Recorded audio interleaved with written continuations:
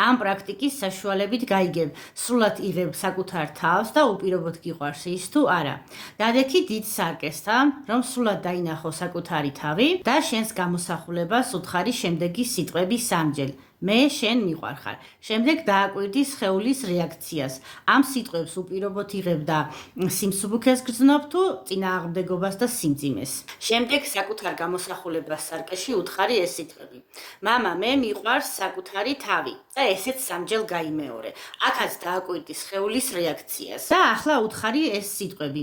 დედა, მე მიყვარს საკუთარი თავი. და ესეც გაიმეორე სამჯერ და აქაც დააკვირდი სხეულის რეაქციას. ამ ტექნიკის გაკეთებისას თუ იგრძენი სიმსუბუქე, სიმშვიდე და სრული მიმღებლობა გილოცავ. მაგრამ თუ იგრძენი სხეულში წინააღმდეგობა და მიუღებლობა, მაშინ ეს ავტომატურად ნიშნავს გვინდა თუ არა საკუთარი თავის მიუღებლობას, დაბალ თვითშეფასებას და ხშირ შემთხვევაში საკუთარი შესაძლებლობების და მიღწევების გაუფასურებას.